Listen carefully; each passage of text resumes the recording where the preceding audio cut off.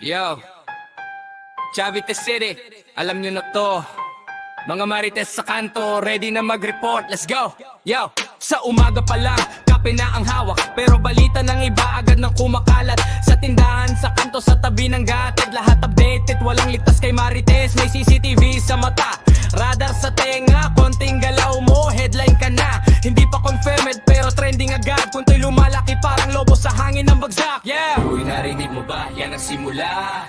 Isang kwento, 10 bersyon na. Mula sa bulong, nagiging sigawan. Sa Cavite City, chismis ay parang ulan. Marites ng Cavite, grabe ko umatake. Balita mo bukas, ngayon pa lang nakapackage. Walang takas, kahit anong gawin mo. Sa bilis ng chismis, viral ka sigurad. Marites ng Cavite, grabe ko umatake. Balita mo bukas, ngayon pa lang nakapackage. Walang takas, kahit anong gawin mo. Sa bilis ng chismis, viral ka sigurado. May leave commentary sa bawat eksena, parang teleserye, ikaw ang bida. May analysis pa kung bakit nangyari, kahit di naman sila ang involved sa story. Scroll sa phone pero mas mabilis pa ang bibig nila kaysa social media. Walang fact check, basta may masabi, kahit minsan may nadadamay na sakripisyo lagi. Pero teka lang, may punto rin naman, minsan sila rin ang unang tumutulong sa bayan. Pag may problema, sila rin ang alert, kaya ingat lang, respect din ang dapat.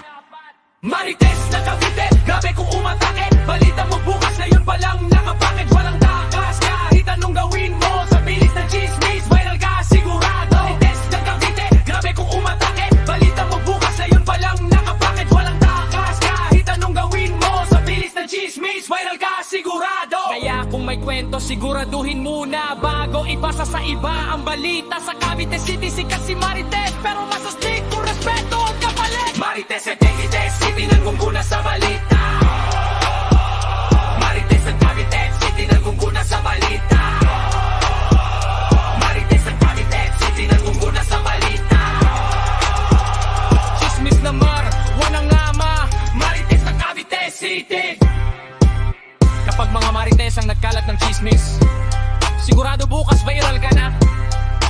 Mga marites kahit hindi ka kilala, may nabuo ng kwento sa iyo.